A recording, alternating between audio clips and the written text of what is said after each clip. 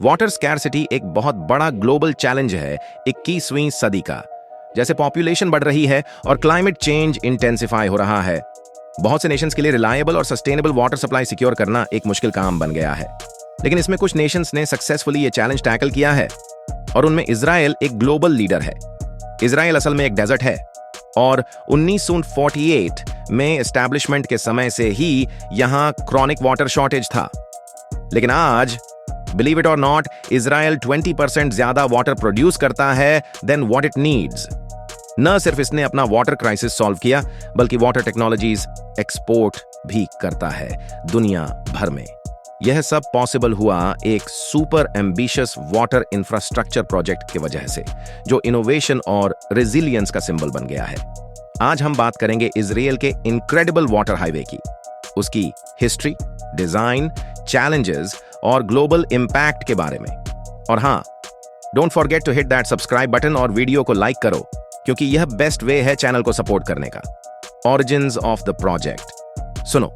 Israel Mediterranean के salty water को use करता है अपने सबसे बड़े fresh water source sea of Galilee को रीफिल करने के लिए, और यह काम किया है एक ऐसे तरीके से जो बिल्कुल माइंड ब्लोइंग है।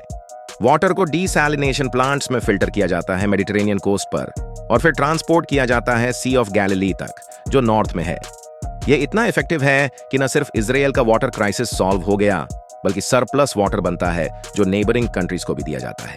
इस इनोवेशन को समझने के लिए थोड़ी हिस्ट्री में जाना जरूरी है।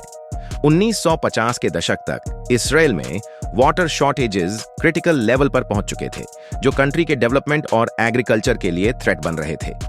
वेव्स ऑफ जूइश इमिग्रेंट्स के आने से पॉपुलेशन बढ़ गया और नेचुरल रिसोर्सेज पर डिमांड और भी ज्यादा हो गया।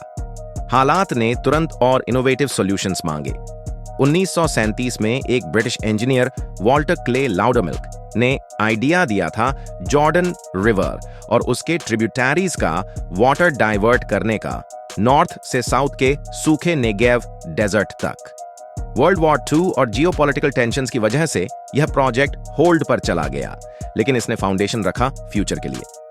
1948 में इजराइल के इंडिपेंडेंस के बाद यंग नेशन ने एक बड़ा वाटर इंफ्रास्ट्रक्चर मेगा प्रोजेक्ट का प्लान बनाया, द नेशनल वाटर कैरियर। यह प्रोजेक्ट पूरा वाटर लैंडस्केप बदल देता है। वाटर सी ऑफ गैलिली से, जहां रेनफॉल होता है, साउथ के डेजर्ट एरियाज तक ले जाया गया, जहां रेनफॉल बिल्कुल जीरो है। इजराइल ने बड़े डेट्स लिए इस प्रोजेक्ट के लिए, लेकिन यह एक ऐसा इन्वेस्टमेंट था जो पूरे कंट्री में जीवन लाया। Design and engineering national water career एक इंजीनियरिंग का चमत्कार है। यह 130 किलोमीटर लंबा सिस्टम है, जिसमें कैनाल्स, टनल्स, पाइपलाइंस, रिजर्वॉयर्स और पंपिंग स्टेशंस शामिल हैं, जो सी ऑफ गैलिली से नेगेव डेजर्ट तक स्ट्रेच करता है। कंस्ट्रक्शन का काम मेकोरोथ, इजराइल की नेशनल वाटर कंपनी, ने किया। काम शुरू हुआ 1953 में, और इसमें कुछ बहुत कॉम्प्लेक्स सिविल इंजीनियरिंग चैलेंजेस थे, जैसे बड़े रिजर्वॉयर्स बनाने और पंप्स का नेटवर्क जो वाटर को सिग्निफिकेंट एलिवेशंस तक मूव कर सके। इस सिस्टम का मेन पाइपलाइन एक कॉम्बिनेशन है अबव ग्राउंड कैनाल्स और अंडरग्राउंड पाइप्स का, जो कंट्री की ऑलमोस्ट पूरी लेंथ कवर करता है। कैरियर शुरू होता है एक पंपिंग स्टेशन से नियर सी ऑफ गैलिली, जहां लेक से वाटर खींचकर 200 मीटर ऊपर से लेवल तक लिफ्ट किया जाता है पावरफुल पंप्स से। वहां से वाटर टनल्स और कैनाल्स के जरिए ट्रैवल करता है, इंक्लूडिंग 17 किलोमीटर लंबा एशकोल टनल, जो उस टाइम दुनिया का सबसे लंबा वाटर टनल था जब कंप्लीट हुआ। वाटर एशकोल रिजर्वॉयर से गुजरता है, जहां उसको ट्रीट और फिल्टर किया जाता है क्वालिटी इंश्योर करने के लिए।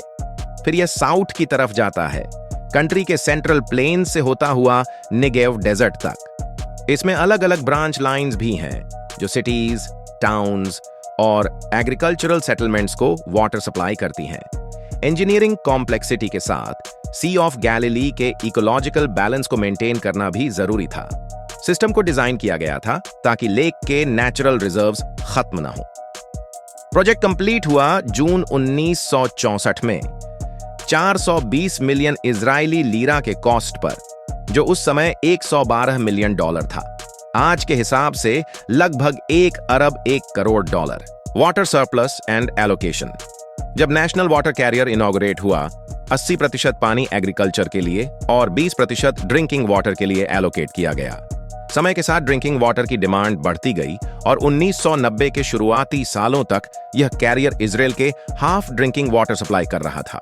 सी ऑफ गैलिली एक स्ट्रेटेजिक वाटर सोर्स बन गया, न सिर्फ इजराइल के लिए बल्कि जॉर्डन के लिए भी, एज पार्ट ऑफ 1994 का पीस एग्रीमेंट। इजराइल ने शुरू में 25 million cubic metres water annually Jordan को दिया और 2021 में इसको डबल करके 50 करोड़ घन मीटर कर दिया। तो basically sea of Galilee Jordan के लिए भी मेजर वाटर सोर्स है। लेकिन 2017 में 5 साल के ड्राउट के बाद सी ऑफ गैलिली के वाटर लेवल्स हिस्टोरिकल लो पर चला गया। हालात ने तुरंत इनोवेटिव सॉल्यूशंस मांगे और क्लियर हो गया कि इजराइल को एक comprehensive multi pronged approach adopt करना होगा वाटर रिसोर्सेज मैनेज करने के लिए। एडवांसमेंट्स इन डिसैलिनेशन टेक्नोलॉजी। इसके बाद इजराइल ने मेडिटेरेनियन कोस्ट पर डिसैलिनेशन प्लांट्स डेवलप करने शुरू किए।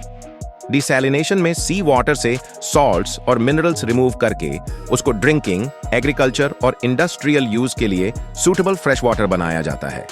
इजराइल के डिसैलिनेशन एफर्ट्स की रूट्स 1960 से हैं, जब रिसर्चर्स और इंजीनियर्स ने रिवर्स ऑस्मोसिस टेक्नोलॉजी एक्सप्लोर करनी शुरू की। सालों में इस टेक्नोलॉजी को रिफाइन किया गया और अर्ली 2000 के दशक में अश्केलॉन डिसैलिनेशन प्लांट बना, जो उस टाइम दुनिया का सबसे बड़ा प्लांट था। आज इजराइल के मेडिटेरेनियन कोस्ट पर कई डिसैलिनेशन प्लांट्स हैं, जो साल भर में लगभग 600 million cubic metres fresh water produce करते हैं। ये इजराइल के डोमेस्टिक ड्रिंकिंग वाटर नीड्स का 80% कवर करता है। Desalination breakthrough, refilling the sea of Galilee. 2022 में इजराइल ने एक और माइंड ब्लोइंग काम किया। उन्होंने एक इनोवेटिव प्रोजेक्ट लॉन्च किया जिसमें डिसैलिनेटेड वाटर को सी ऑफ गैलिली में पाइप किया जाता है ताकि ड्राई ईयर्स में लेक का वाटर लेवल मेंटेन रहे। यह दुनिया में पहली बार था जब डिसैलिनेटेड वाटर का यूज एक लेक को रिप्लेनिश करने के लिए किया गया। इस प्रोजेक्ट के लिए मेकोरोत ने 13 किलोमीटर लंबा अंडरग्राउंड पाइप बनाया, जो लेक को मेडिटेरेनियन कोस्ट के 5 डेसलिनेशन प्लांट से जुड़ता है। प्रोजेक्ट का सेकेंड फेज, जो आने वाले सालों में पूरा होगा, और भी डेसलिनेटेड वाटर और नॉर्थ के वेल्स का वाटर सी ऑफ गैलिली में डालेगा। Other technologies. इजरायली इंजीनियर्स ने समझा कि सिर्फ अवेलेबल फ्रेश वाटर कंजर्व करना काफी नहीं है, अनयूजेबल वाटर सोर्सेज को भी टैप करना जरूरी है। डिसैलिनेशन के अलावा इजराइल ने और भी इनोवेटिव टेक्नोलॉजीज अडॉप्ट किए। इजराइल का वेस्ट वाटर ट्रीटमेंट सिस्टम दुनिया के सबसे एडवांस्ड में से एक है। 90% से ज्यादा वेस्ट वाटर ट्रीट और रीयूज किया जाता है, मेनली एग्रीकल्चरल इरिगेशन के लिए। इसमें की रोल है शफदान वेस्ट वाटर ट्रीटमेंट प्लांट का, जो टेल अवीव के पास डैन रीजन में है।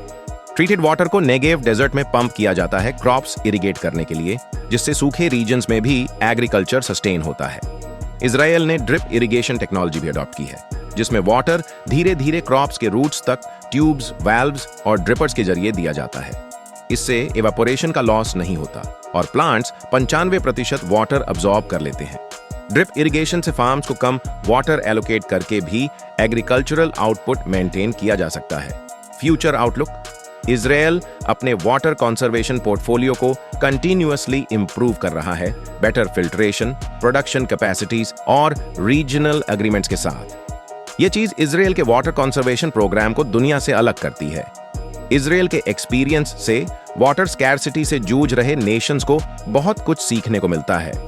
इजरायली कंपनीज जैसे आईडीई टेक्नोलॉजीज, नेटफाइम और मेकोरोट ग्लोबल लेवल पर अपनी एक्सपर्टीज शेयर कर रहे हैं। इंडिया, चाइना, ऑस्ट्रेलिया और यूएसए जैसे कंट्रीज में वाटर स्कैर्सिटी टैकल करने में मदद करते हुए, लेकिन चैलेंजेस अब भी हैं।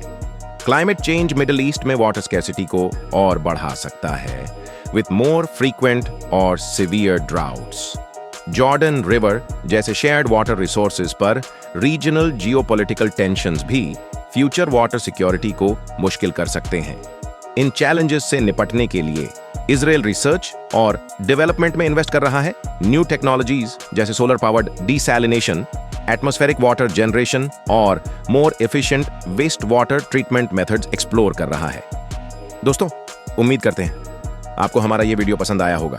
अगर आपको वीडियो अच्छा लगा हो तो प्लीज इसे लाइक करना मत भूलिएगा और अगर आप चैनल पर पहली बार आए हैं तो प्लीज इसे सब्सक्राइब जरूर कर लीजिएगा।